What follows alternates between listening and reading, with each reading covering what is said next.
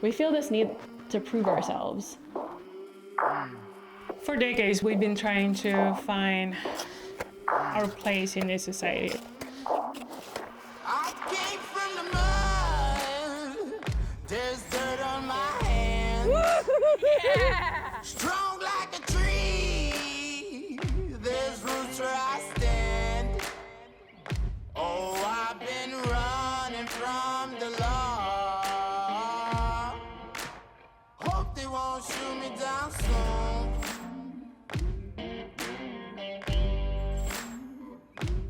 They sing on a sleepless night. Try to catch me howling at the moon.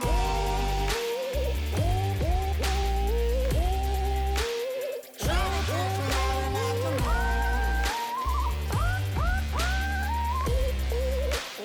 Try to catch me howling at the moon. Try to catch me howling at the moon.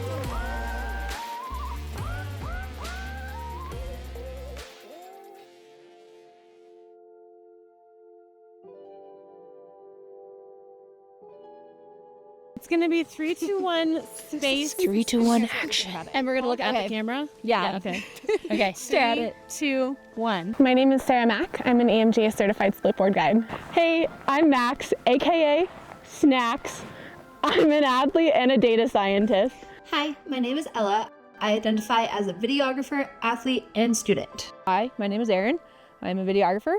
Some people refer to me as Little Snacks or Grandma Snacks. My name is Ana Mauro. I'm a ski patrol and backcountry skier. I feel like an imposter when clients and partners question my competence. I can't keep up with the group no matter how hard I work. People assume my abilities based on my identity. When I walk into any sort of setting out here or in a film, and I just feel like I am around people with more experience than me. When my environment doubts my skill set based on my gender, ethnic group, or popularity. Here's what we did about it.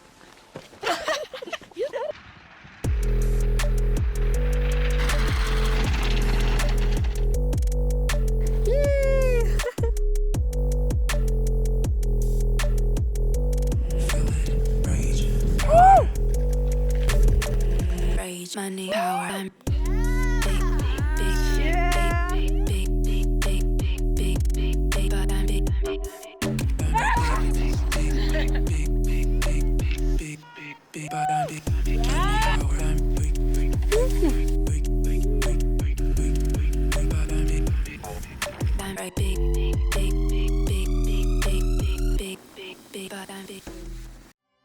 Okay, so imposter syndrome is this feeling that you don't belong in a space despite all of the work that you've done to prove yourself worthy to be there.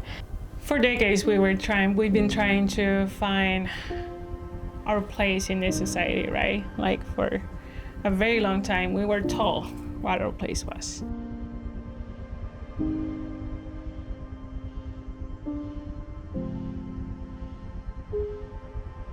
Being a woman on a snowboard, for some reason, like, we just get looked at as like less than, and like I don't necessarily understand why, because we all should come from like a baseline of respect, and we're just not because of the culture.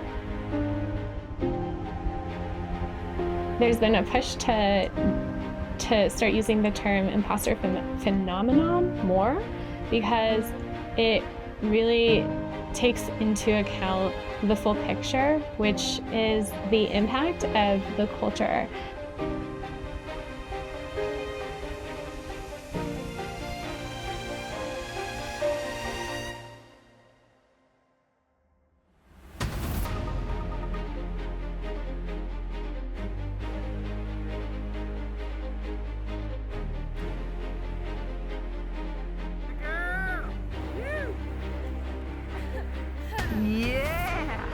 As a young girl in this industry, it's definitely made me feel like an imposter a lot.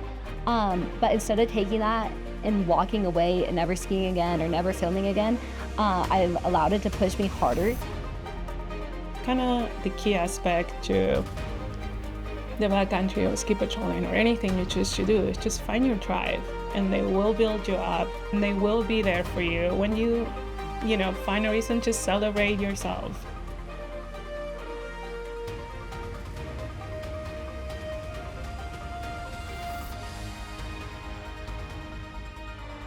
It's been a really fun experience for me. This film itself has kind of been a little bit of like an imposter syndrome, just because, again, like out of all these rad chicks, like I'm like the least experienced in all these things that we're doing, and it's been really fun to learn and grow and like just get little pieces from each of them.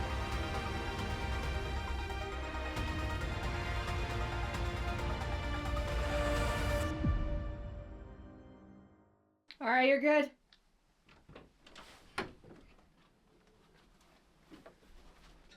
Hello. My childhood required me to be strong, and I don't need to unpack all the details about it, but I felt like I always had to wear a mask so that I could make others believe what I didn't believe myself, which was that I was strong and that I was enough and that I had value in the world. I think me deciding to become a guide started from a place of a little bit of inauthenticity, where I felt like I needed to prove to the world that I was strong because I didn't believe that inside. A lot of my experience in the guiding world has been me being passed over for opportunities because of my identity. I felt like my clients and partners often would like doubt my additions to the conversations, and they would question me and wouldn't respect my voice as much. And so as I was able to own my voice better, I really believe that that shifted to a point where I was able to contribute to the conversation in the same capacity as other respected identities. Part of my journey into owning my voice was developing my skill set and taking a ton of trainings. I put in the work, and it's been this beautiful journey of me actually becoming that which I didn't actually believe I was, which I realized I am strong and I am worthy to be a guide in this space. Imposters, take one. Do you want selling this there? I'm selling this there. That one day time that there's an opportunity to put glitter on, and every time there's an opportunity to put glitter on, then let's not say no. I'll not say no.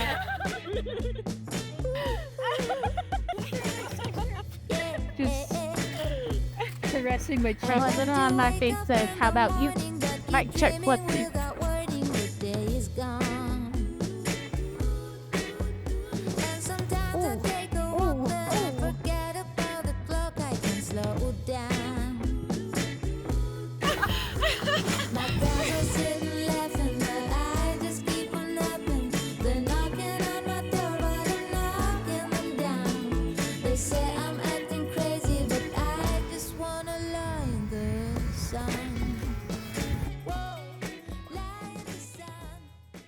I just need to embrace like who I am and what I bring to the plate.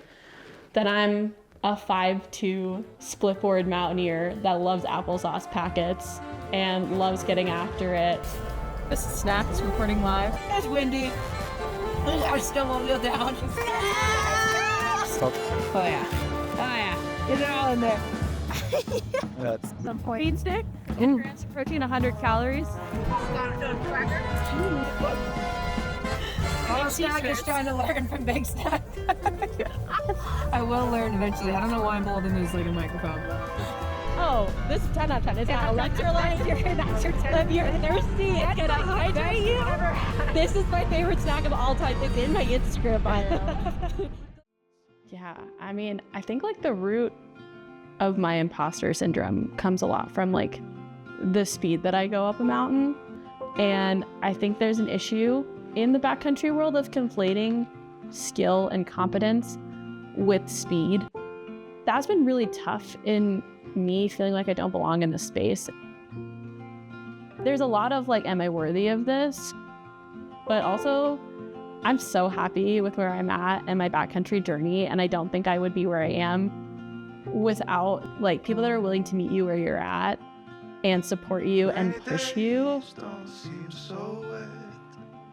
Like we were saying, it's imposter phenomenon, not imposter syndrome. It's not your fault, it's the culture's fault.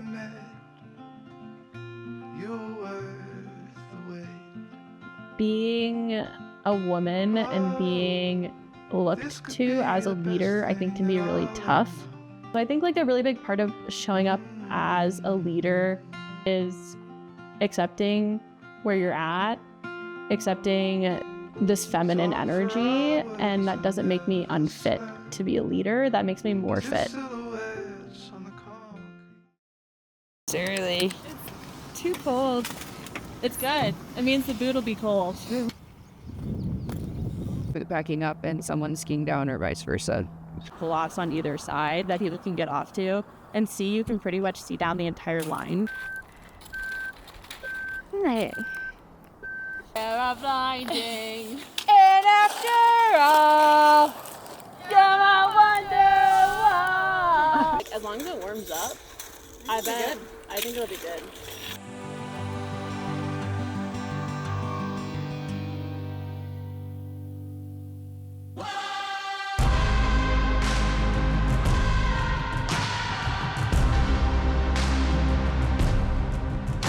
Max dropping, actually.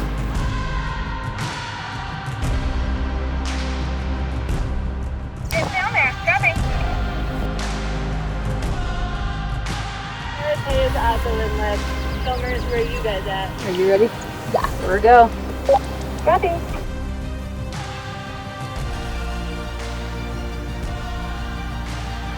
Ella, I'm gonna drop next. Let me know when you're ready.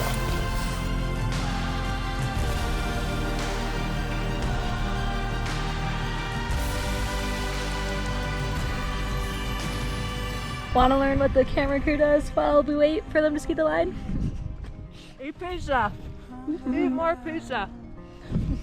Eat pizza, get tan. So my story is a little different. I just got into this career of videography and photography and kind of self-taught. Filming in the backcountry and filming in adventure sports, it's definitely something that has been a learning process for me. It's interesting when you start something new, like, or switch career paths that are so drastic. Like every time I walk into a room where I feel like I am the person with like the least amount of experience.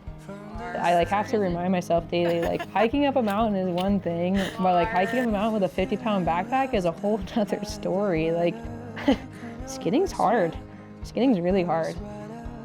I've always struggled with all my life, and everything that I've done is being really nice to myself. Like even, I played soccer professionally for 8 years, and trying to get to that level, like you have to have some sort of discipline, and like sometimes it got a little crazy. There's a fine line between like balancing being really like competitive and pushing yourself and like being mean to yourself. Through these experiences that I've had with filming and with photography and chasing your dreams, like it's terrifying at times, and there are moments where you feel like, shit, I have no idea what I'm doing. But putting yourself in those situations like helps you so much to grow. And there's not a lot of female presence in the film world, and that's why it's so fun to work with like Ella in this project and, you know, bounce ideas off of her with her experience. And Ella and I's goal is to, I don't know, make our mark on this industry.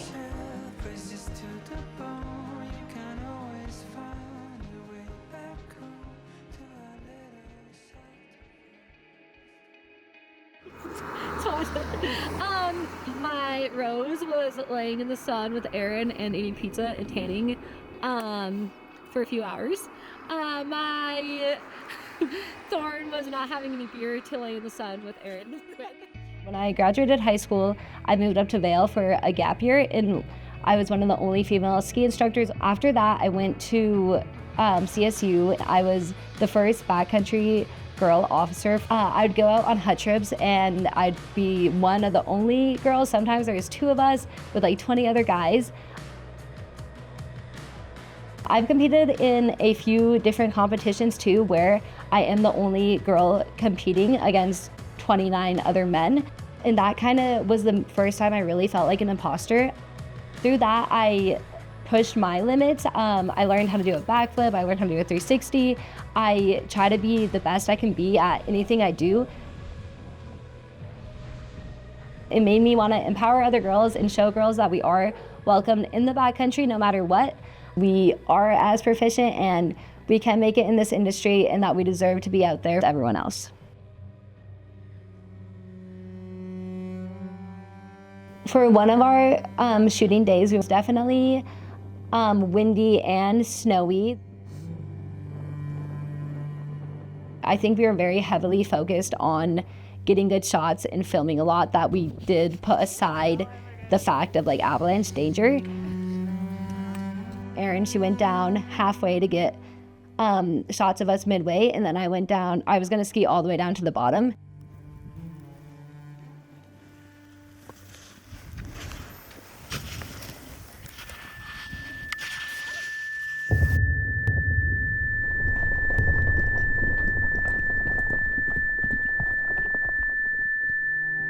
And I just remember hearing Erin yell, ski right, ski right. And I like looked up and I just felt my legs get taken out, and I was like, I gotta ski. And I like couldn't ski. And it was like by far the scariest like moment ever in my backcountry career. Sorry. Yeah, that was scary.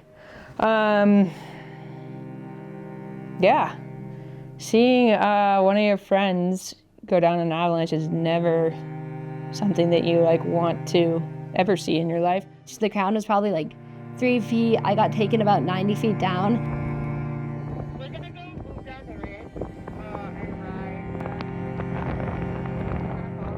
ride. Maybe like stay on the left. I think the scariest part about it for me was like how easy this can happen, like how simple avalanches can trigger. Holy shit. It's terrifying. Like sport that I like only had a love for, I definitely now have a slight like fear for it. Having something that you trust so much and love doing, like skiing in the mountains, and then all of a sudden like almost take your life away, it definitely changed your perspective. And I'm very lucky that I'm okay and all my friends are okay, and yeah, that I can go ski another day.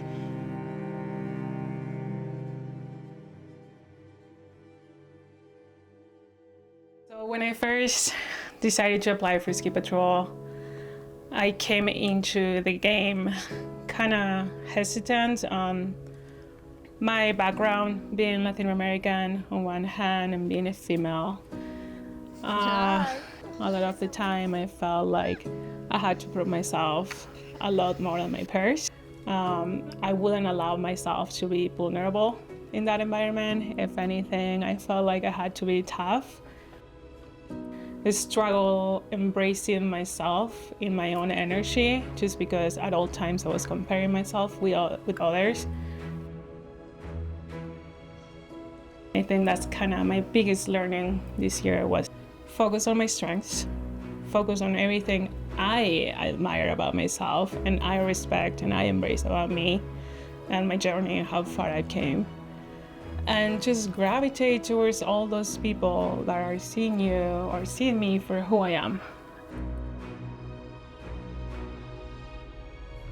I feel like we all bring something to the table, and it's super important for all of us to hold on to that role and complement each other to succeed together.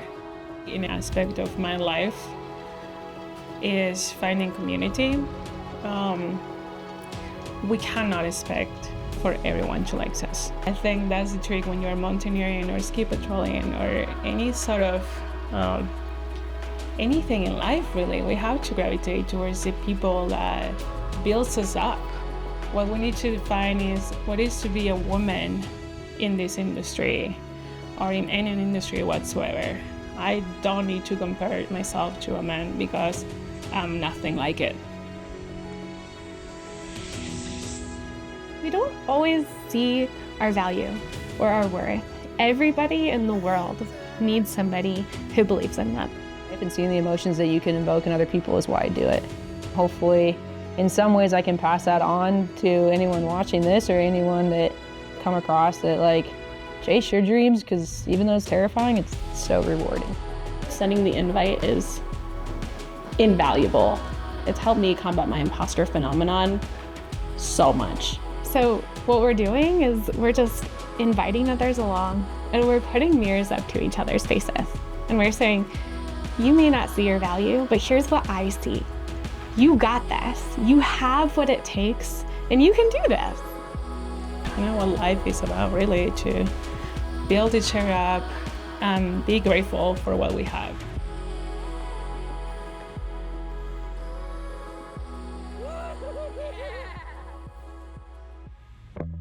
Oh, fuck.